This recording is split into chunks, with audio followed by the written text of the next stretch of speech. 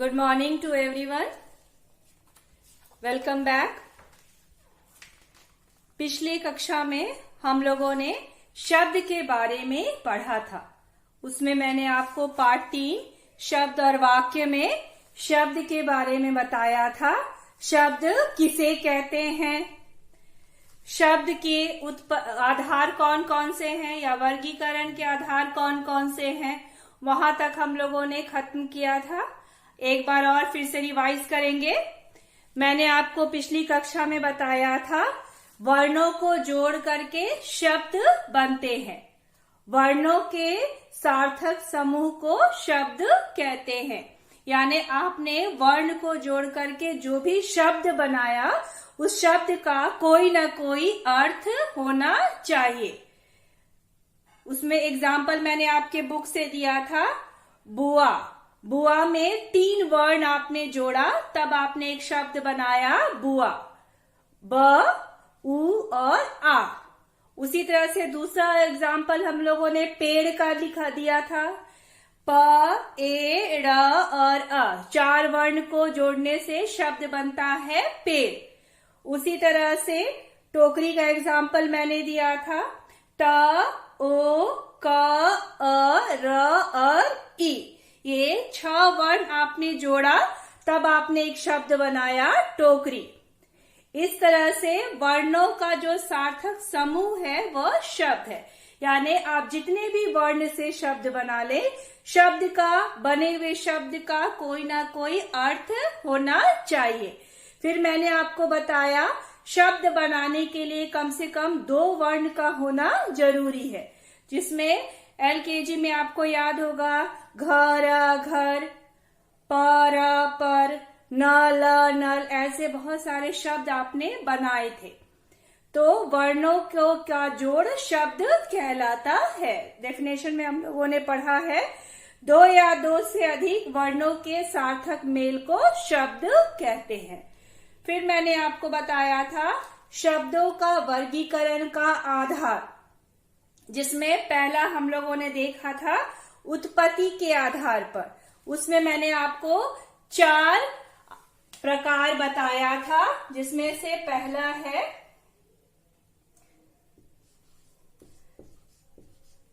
तत्सम शब्द। पहला उत्पत्ति के आधार पर।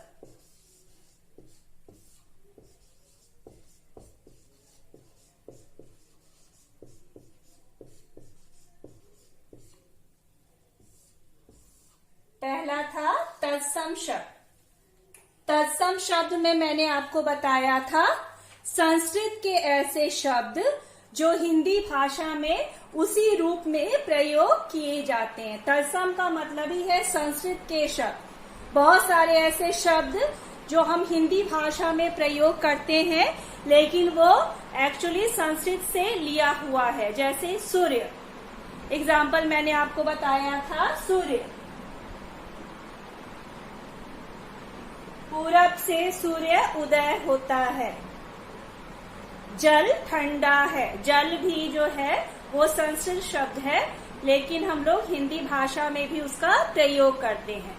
उसका हिंदी है पानी, लेकिन हम लोग जल का शब्द का भी प्रयोग हिंदी भाषा में करते हैं। तो संस्कृत के ऐसे शब्द जो बिना अपना रूप बदले या बिना परिवर्तित हुए हिंदी भाषा में आते हैं उन्हें कहते हैं तत्सम शब्द। फिर हम लोगों ने देखा था तद्भव शब्द।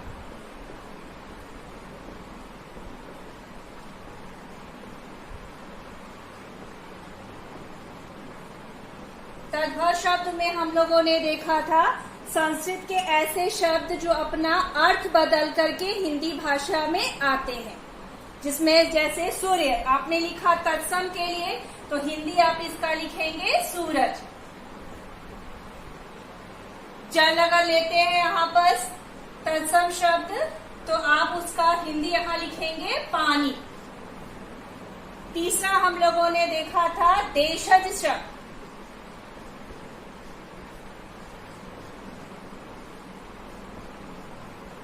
साधारण बोलचाल की भाषा से हिंदी भाषा में आए शब्द देशज शब्द कहलाते हैं, जिसमें से मैंने आपको बताया था पगड़ी, रोटी, ये बोलचाल की भाषा से हिंदी भाषा में आए हुए शब्द है। और चौथा हम लोगों ने देखा था विदेशज शब्द।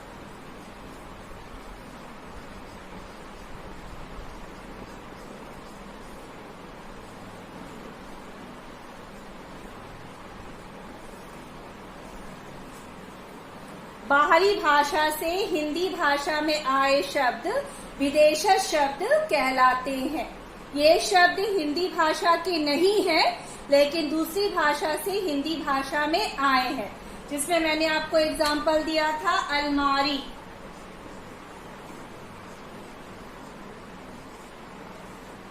अलमारी जो है वो अरबी भाषा का शब्द है। उसी तरह से कार्टून अंग्रेजी भाषा का शब्द है। उसी तरह से आपके बुक में कॉलम बना हुआ है विदेशज शब्द राइट साइड में, उसमें मैंने आपको बताया था पेंसिल अंग्रेजी भाषा है, कैंची आपका तुर्की भाषा से लिया हुआ शब्द है, कमरा पुर्तगाली भाषा से लिया हुआ शब्द है, कंप्यूटर अंग्रेजी भाषा से लिया हुआ शब्द है। तो बहुत सारे शब्द दूसरे भाषा से हिंदी भाषा में आए हैं, उनको कहते हैं विदेशज शब्द।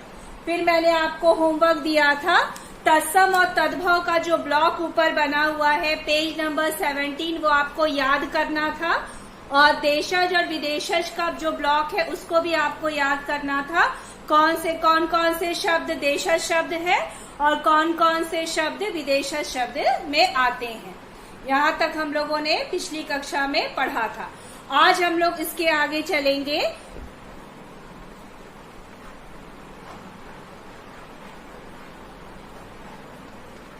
शब्द के वर्गीकरण का दूसरा आधार। शब्द का वर्गीकरण पहला हम लोगों ने देखा उत्पत्ति के आधार पर, अभी दूसरा हम लोग चलेंगे रचना या बनावट के आधार पर।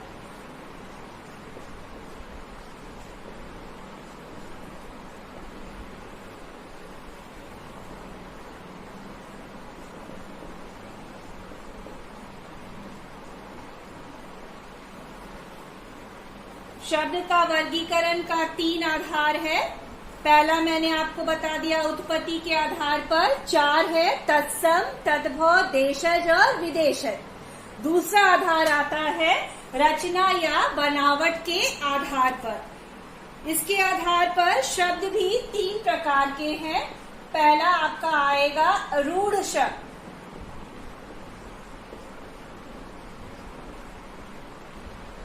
रूढ़ का मतलब होता है ऐसे शब्द जिनको तोड़ा नहीं जा सकता। ऐसे शब्द जिनको तोड़ा नहीं जा सकता रूढ़ शब्द कहलाते हैं।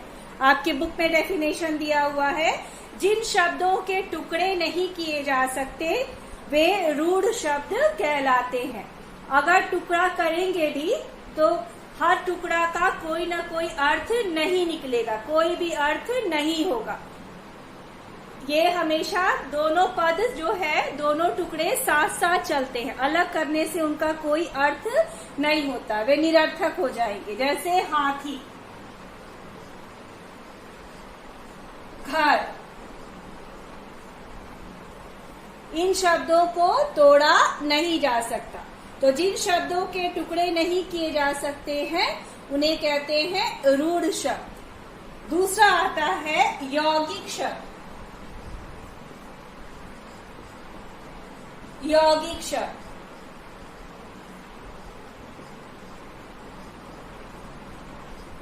यौगिक शब्द बना है योग से। योग का मतलब होता है जुड़ा हुआ, प्लस साइन जिसको आप मैथ्स में पढ़ते हैं। योग का साइन प्लस साइन, यानी इसके आगे और पीछे 2 वर्ड होंगे, 2 वर्डों को शब्द को मिला करके एक शब्द बनता है। जैसे रसोई घर, एक शब्द है इसमें रसोई और दूसरा शब्द है इसमें घर। पहला रसोई है और दूसरा शब्द है घर। देखिए बुक में, दो शब्दों के योग से बनने वाले शब्द यौगिक शब्द कहलाते हैं। दूसरा एग्जाम्पल हम लोग ले सकते हैं, रेलगाड़ी।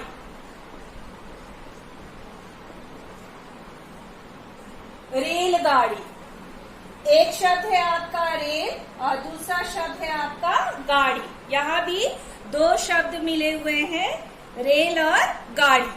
तो दो शब्दों के योग से बनने वाले शब्द यौगिक शब्द कहलाते हैं।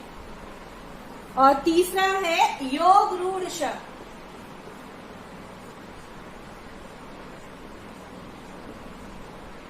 योग रूढ़ शब्द,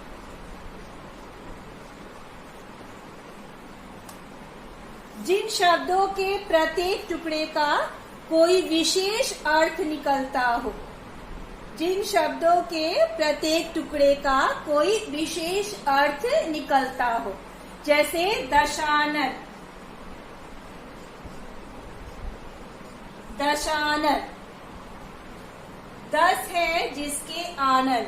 आनन का मतलब होता है चेहरा, जिसके 10 चेहरे हैं। तो 10 चेहरे वाला को हम लोग कहते हैं रावण। विशेष अर्थ में प्रयोग किए जाते हैं योग रूढ़ शब्द। उसी तरह से दूसरा एग्जाम्पल हम लोग ले सकते हैं, नीलकंठ। नीलकंठ, नीला है जिसका गला। तो नीले गले वाले हैं भगवान शिव। शिव के लिए हम लोग लेते हैं शब्द नीलकंठ। तो ऐसे शब्द जिसके प्रत्येक टुकड़े का कोई विशेष अर्थ निकलता हो, उसको कहते हैं हम लोग योग रूढ़ शब्द। यहाँ तक हम लोग का अब समझ में आ गया होगा। यहाँ तक हमारा योग रूढ़ शब्द यानी शब्द के आधार वर्गीकरण का दूसरा आधार यहाँ पर आपका खत्म होता है। पहला था आपका शब्दों के वर्गीकरण के 3 आधार मैंने आपको बताया। पहला मैंने आपको पिछली कक्षा में ही बताया था, उत्पत्ति के आधार पर 4 प्रकार है शब्द के, तत्सम, तद्भव, देशज और विदेशन। आज मैंने आपको बताया शब्दों के वर्गीकरण का दूसरा आधार है रचना या बनावट के आधार पर शब्द कितने प्रकार के होंगे। उसमें मैंने आपको बताया, पहला है रूढ़ शब्द, ऐसे शब्द जिसके टुकड़े नहीं किए जा सकते, जिनको तोड़ा नहीं जा सकता। हाथी और घर, बहुत सारे एग्जाम्पल आपके बुक में है, मोर, रोटी आदि। दूसरा मैंने आपको बताया यौगिक शब्द, योग से बना है यौगिक, यानी यहाँ पर जो भी शब्द आएंगे वो कम 2 होंगे। 2 शब्दों के मिलने से बनता है यौगिक शब्द। उसमें मैंने आपको एग्जाम्पल दिखा दिया यहाँ पर, रसोई घर। इसमें देखिए 2 शब्द है, एक है रसोई और दूसरा शब्द है घर। 2 शब्दों के मिलने से बना रसोई घर शब्द है, इसलिए इसको कहेंगे यौगिक शब्द। 2 शब्दों के मिलने से बना है। दूसरा एग्जाम्पल मैंने आपको दिखाया यहाँ पर, रेलगाड़ी। पहला शब्द है रेल और दूसरा शब्द है गाड़ी। 2 शब्दों के योग से बना है रेलगाड़ी शब्द, इसलिए इसको कहेंगे यौगिक शब्द। तीसरा है योग रूढ़ शब्द, ऐसे शब्द जिनके प्रत्येक टुकड़े का कोई न कोई अर्थ निकलता हो या विशेष अर्थ निकलता हो। कोई ना कोई की जगह विशेष अर्थ निकलता हो। जैसे कि दशानन मैंने आपको एग्जाम्पल दिया, 10 चेहरे वाला। तो 10 चेहरे वाला कौन था? रावण।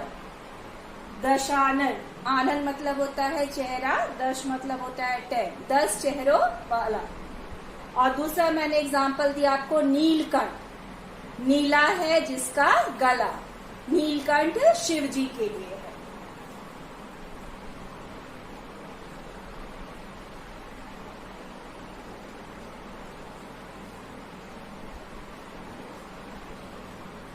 क्लियर? अब तीसरा आते हैं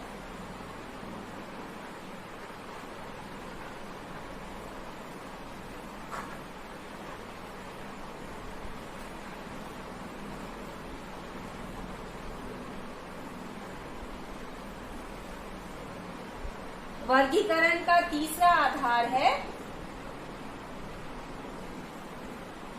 प्रयोग के आधार पर।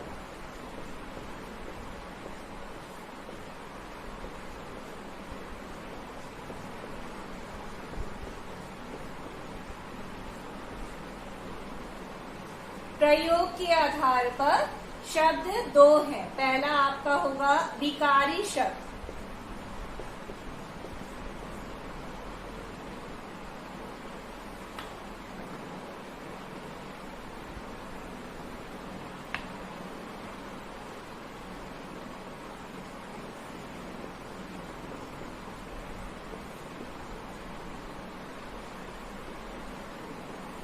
और दूसरा आपका हो जाएगा अविकारी शब्द।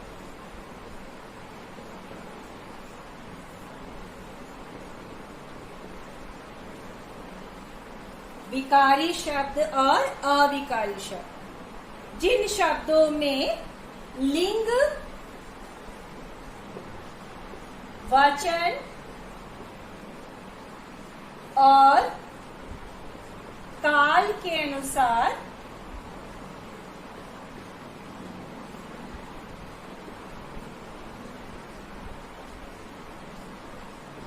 परिवर्तन होता है।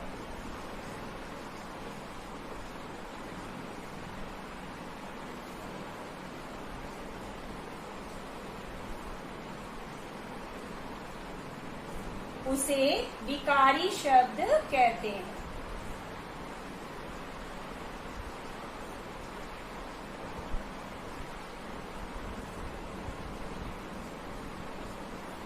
जिन शब्दों में लिंग, वचन और काल के अनुसार परिवर्तन होता है उसे विकारी शब्द कहते हैं। संज्ञा, सर्वनाम, विशेषण और क्रिया विकारी शब्द है। संज्ञा, सर्वनाम, विशेषण और क्रिया विकारी शब्द है। कैसे? अभी अविकारी को रहने दीजिए। पहला हम लोग देख रहे हैं विकारी शब्द। संज्ञा,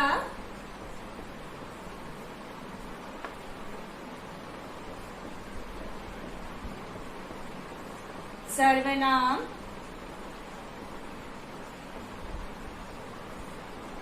विशेषण और क्रिया, ये सारे विकारी शब्द हैं। संज्ञा, सर्वनाम, विशेषण और क्रिया विकारी शब्द है। यानी इन चारों में लिंग, वचन और काल के अनुसार परिवर्तन होता है, बदल जाते हैं। कैसे कैसे देखिए। पहला एग्जाम्पल है संज्ञा। जैसे एक संज्ञा शब्द जातिवाचक संज्ञा मैंने यहाँ ले लिया लड़का। इसको अगर लिंग चेंज करना होगा तो आप लिख सकते हैं लड़की।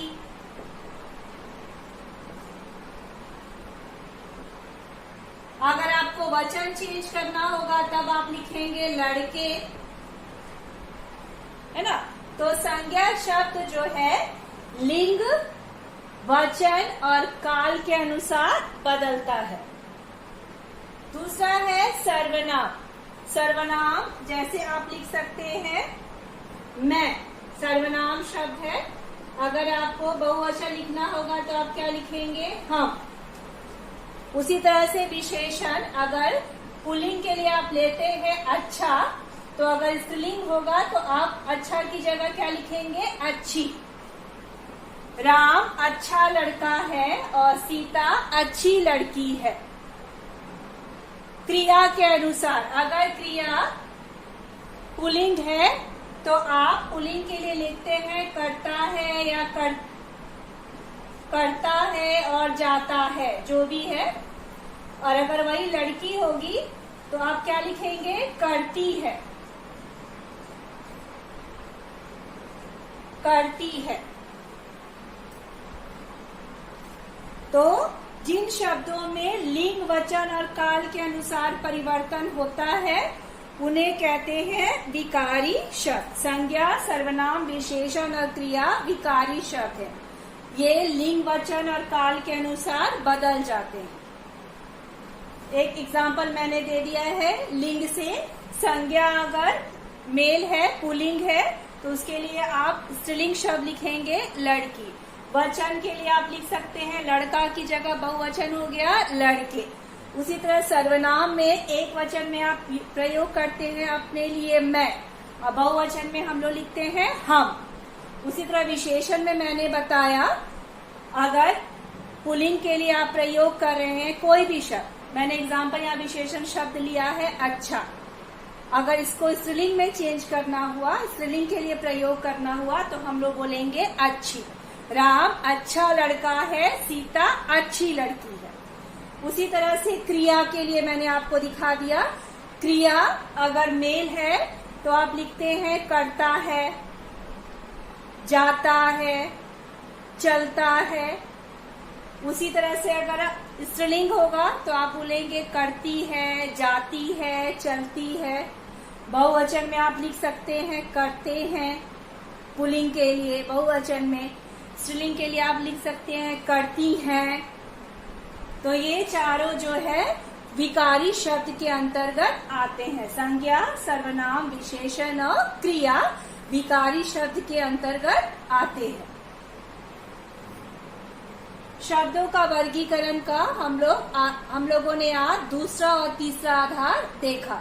दूसरे आधार में मैंने आपको बताया है रचना या बनावट के आधार पर मैंने आपको बता दिया 3 होते हैं शब्द, रूढ़ शब्द, यौगिक शब्द और योग रूढ़ शब्द। फिर हम लोगों ने आज तीसरा आधार भी देखा प्रयोग के आधार पर, जिसमें मैंने आपको बताया प्रयोग के आधार पर शब्द 2 प्रकार के हैं, विकारी शब्द और अविकारी। जिसमें मैंने आपको विकारी शब्द के बारे में बताया, जिन शब्दों में लिंग, वचन और काल के अनुसार परिवर्तन होता है उन्हें विकारी शब्द कहते हैं। संज्ञा, सर्वनाम, विशेषण और क्रिया विकारी शब्द है। देखिए मैंने एरो लगा दिया है, विकारी शब्द है। दूसरा आता है अविकारी शब्द।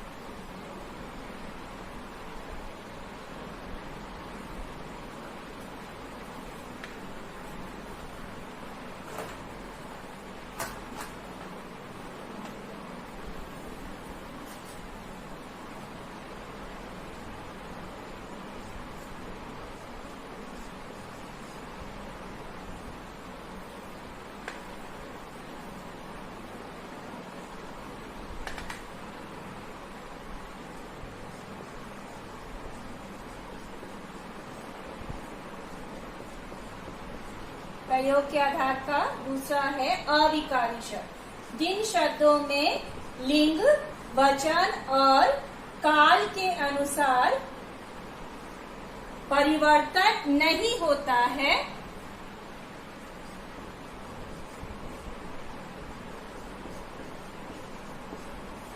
उसे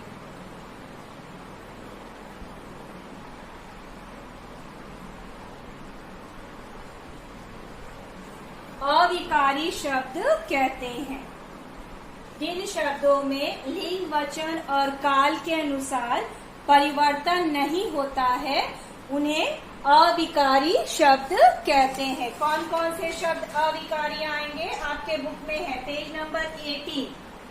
जिन शब्दों में लिंग, वचन और काल के अनुसार कोई परिवर्तन नहीं होता उन्हें अविकारी शब्द कहते हैं। वो 4 कौन कौन से हैं? पहला है आपका क्रिया विशेषण।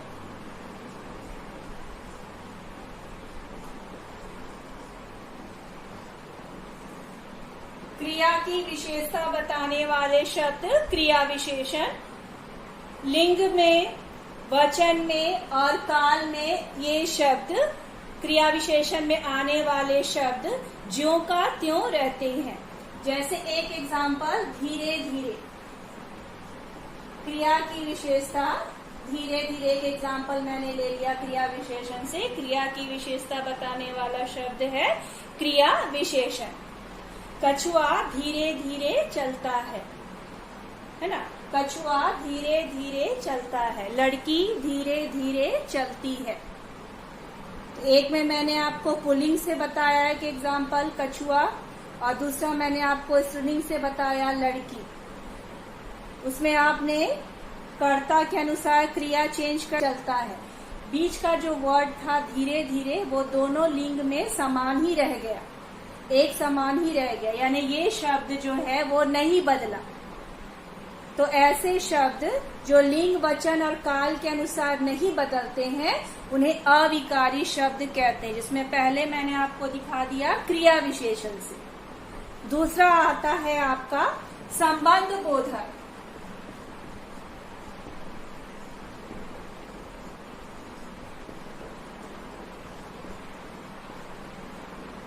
एक वाक्य में आए संज्ञा या सर्वनाम शब्द का, उसी वाक्य में आए संज्ञा सर्वनाम से जो संबंध जोड़ता है उसे संबंध बोधक कहते हैं।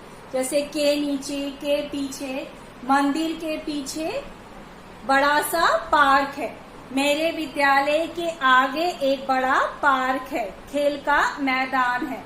तो के सामने, के पीछे, छत के ऊपर बंदर बैठा है। तो के आगे, के पीछे, के पास ऐसे शब्द हैं जो लिंग वचन और काल के अनुसार नहीं बदलते हैं। तीसरा आता है आपका समुच्चय बोधक।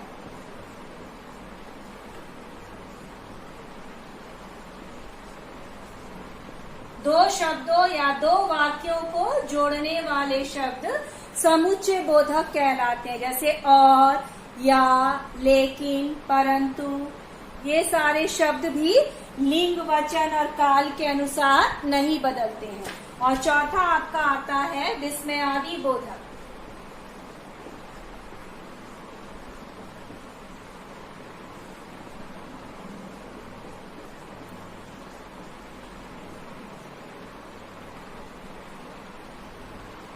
विस्मयादि बोधक जैसे अरे, छी छी, उफ, ये सारे शब्द भी लिंग वचन और काल के अनुसार नहीं बदलते हैं। तो ये कहलाते हैं अविकारी शब्द। विकार मतलब जो परिवर्तित होते हैं, बदलते हैं। अविकारी मतलब जो नहीं बदलते हैं। तो आज हम लोगों ने पढ़ा है शब्दों का वर्गीकरण का दूसरा और तीसरा आधार। दूसरा आधार हम लोग ने अभी पढ़ा है रूढ़ शब्द, यौगिक शब्द और योग रूढ़ शब्द रचना और बनावट के आधार पर। और तीसरा भी अभी मैंने आपको बताया प्रयोग के आधार पर। विकारी मैंने इसके पहले आपको बताया था। और दूसरा है अविकारी। विकारी शब्द जो लिंग वचन और काल के अनुसार बदल जाते हैं, ऐसे शब्द विकारी शब्द कहलाते हैं। संज्ञा, सर्वनाम, विशेषण और क्रिया विकारी शब्द है। दूसरा मैंने अभी बताया आपको जो शब्द लिंग वचन और काल के अनुसार नहीं बदलते हैं, परिवर्तित नहीं होते हैं, उन्हें अविकारी शब्द कहते हैं। इसमें भी 4 आते हैं क्रिया विशेषण।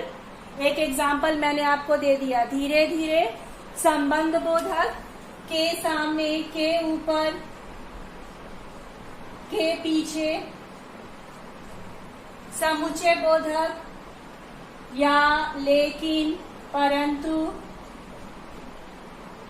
विस्मयादि बोधक, अरे, वाह, छी छी, शाबाश, ये सारे शब्द जो हैं लिंग वचन और काल के अनुसार नहीं बदलते।